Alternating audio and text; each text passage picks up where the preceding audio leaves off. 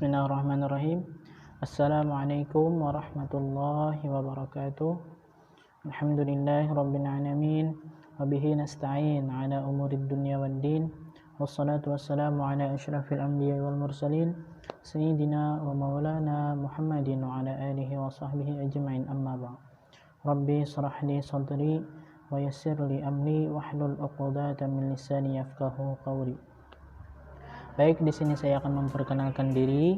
Perkenalkan, nama saya Antung Ghazali. Saya mahasiswa dari Sekolah Tinggi Ilmu Agama Islam Rasyidiyah Khalidiyah Amuntai. Di sini saya akan mengomentari sedikit tentang mata kuliah Administrasi dan Manajemen Pendidikan yang berhubungan dengan tren teoretikal pendidikan yang ada di Indonesia. Di sini saya akan mengambil dua contoh tren teoretikal pendidikan yang ada di Indonesia. Yang pertama yaitu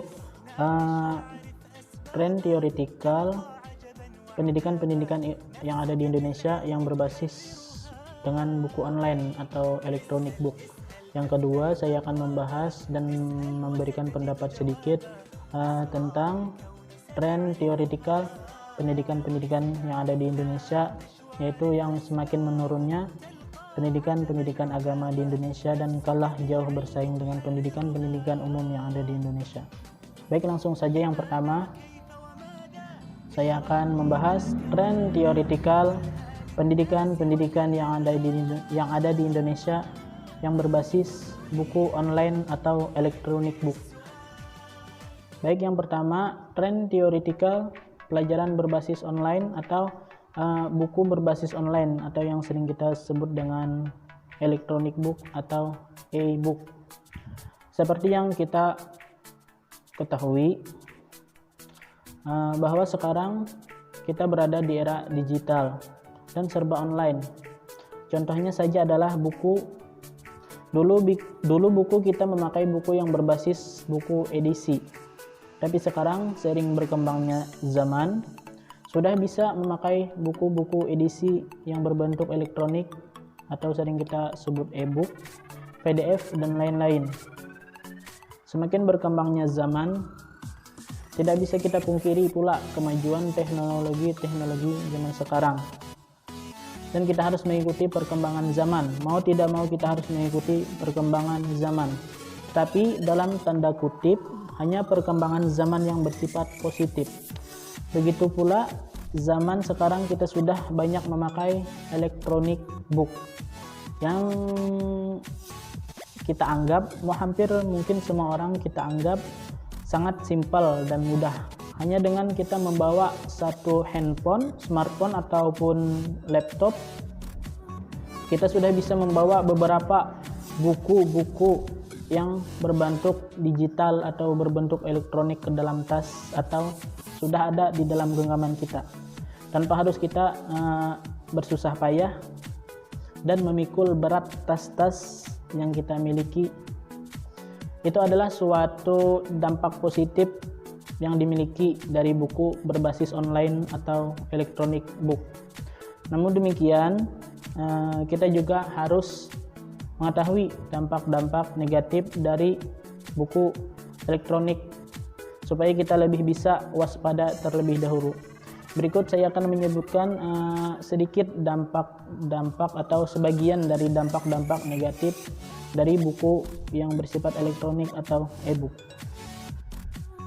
Baik, yang pertama yaitu malas bergerak.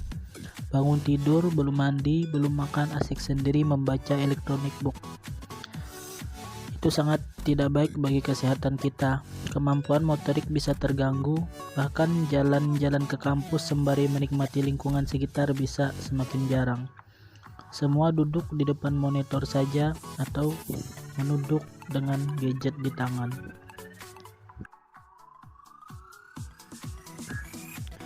Yang kedua yaitu mengganggu waktu tidur.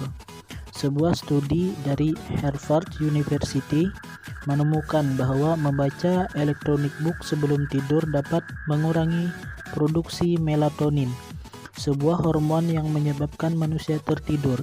Akibatnya, orang yang membaca electronic book cenderung tertahan lebih lama untuk membaca, sehingga memiliki waktu tidur yang sedikit. Akibatnya mereka menjadi lebih lelah saat di pagi hari. Sebaliknya, membaca buku biasa dapat membuat tidur kamu lebih nyenyak. Hal ini disebabkan cerita dalam buku bisa membuat kamu melupakan stres dan kamu lebih cepat mengantuk, dan hasilnya tidurmu pun lebih nyenyak.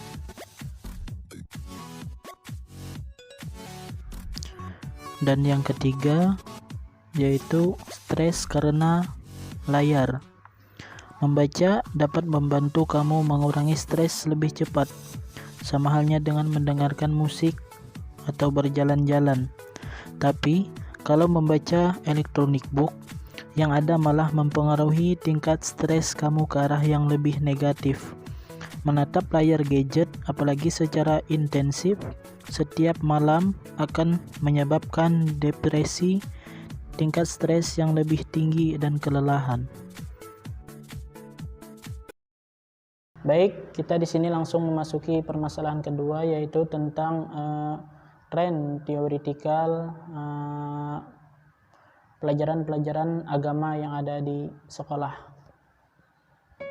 Di sini saya akan sedikit membahas atau mengomentari sedikit tentang tren teoretikal pendidikan yang ada di Indonesia, terutama masalah pendidikan agama.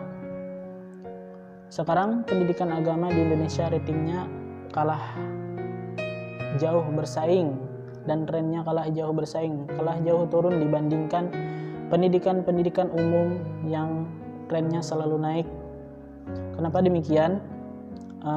Karena sekarang yang lebih banyak diminati adalah pendidikan atau sekolah-sekolah yang berbasis umum. Yang di dalam sekolah itu memang lebih banyak pelajaran umum dibandingkan pelajaran agama. Kemudian pertanyaannya, kenapa sampai demikian? Kenapa sampai madrasah ataupun sekolah-sekolah yang berbasis agama seperti pondok pesantren dan lain-lain tidak banyak digemari oleh sebagian rakyat Indonesia yang notabene beragama Islam? Di sini saya akan memberikan komentar sedikit atau memberi masukan sedikit. Kita sebagai rakyat Indonesia yang beragama Islam harus harus berpikir kritis. Kenapa sampai pendidikan agama menurun dan kurang diminati?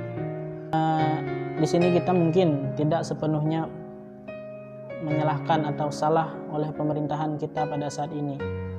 Misalkan, kenapa di SD, SMP, sampai SMA pelajaran agama tidak ditambah atau tidak banyak? Kesalahan pemerintah mungkin cuma 10%. Tetapi mutlak kesalahan terbesar adalah pada diri kita sendiri. Kenapa demikian? Saya sering bertanya, dan ketika saya menanyakan kepada orang tua murid, kenapa lebih memilih sekolah umum dibandingkan sekolah-sekolah yang berbasis agama atau madrasah, pesantren, dan yang lainnya? Mungkin teman-teman sudah mengetahui jawabannya, atau yang sudah pernah bertanya. Jawabannya selalu mereka meyakini bahwa lapangan pekerjaan akan didapat lebih mudah lewat sekolahan-sekolahan yang berbasis umum daripada sekolahan-sekolahan yang berbasis agama. Pikiran mereka, mindset mereka sudah terbentuk sedemikian rupa bahwa sekolah umum lebih besar peluang mendapatkan pekerjaan yang layak. Padahal kenyataannya tidak seperti itu. Padahal zaman sekarang banyak juga yang dari lulusan sekolah berbasis agama, baik itu pondok pesantren atau madrasah, dapat berhasil di dunia usaha. Dan di pondok pesantren sekarang atau di sekolah-sekolah yang berbasis agama sekarang juga mengajarkan ilmu-ilmu umum, tidak kalah dengan sekolah-sekolah umum yang lainnya. Di situ diajarkan ilmu fisika, ilmu kimia dan matematika, dan ilmu umum yang lainnya, dan juga diimbangi dengan pendidikan agama. Di sini kenapa saya lebih menekankan pendidikan agama? Karena menurut saya pendidikan agamalah yang fondasi yang terpenting untuk setiap siswa. Fondasi terpenting karena di pendidikan agama kita di situ ada belajar akhlak, bagaimana akhlak dengan guru, dengan orang tua, dengan akhlak sesama murid, dengan orang yang lebih tua, orang yang lebih muda. Kita semua diajarkan lewat pendidikan budi pekerti yang ada di sekolah-sekolah, yaitu pendidikan agama yang ada di sekolah-sekolah. Sering kita mendengar kata-kata, baik itu dari media sosial ataupun yang lainnya. Sebuah kata-kata yang membuat kita miris. Kata-kata itu berbunyi, di Indonesia, di negara kita tidak kekurangan orang pintar, tetapi di Indonesia kekurangan orang yang jujur. Salah satu buah dari pendidikan agama adalah salah satunya memiliki akhlak yang jujur. Bagaimana bisa seseorang memiliki akhlak yang jujur tanpa didasari oleh fondasi pendidikan agama yang kuat? Dampak dari krisis akhlak ini sudah sering terjadi di negeri kita Indonesia. Bagaimana seorang yang dalam tanda kutip terdidik, mempunyai gelar di sekolah-sekolah tinggi, saat menjabat sebagai anggota dewan ataupun masuk di dalam instansi pemerintahan, menggunakan jabatannya untuk mengelabui dan membodohi rakyatnya dengan kasus korupsi yang sangat merugikan. Beginilah akibatnya jika kejujuran tidak lagi dipakai dalam kehidupan. Mengajarkan akhlak, terutama yang berkaitan dengan kejujuran, tidak bisa hanya dengan pelajaran-pelajaran umum yang ada di sekolah, tetapi yang lebih berperan penting adalah pendidikan agama yang mengajarkan tentang akhlakul karimah.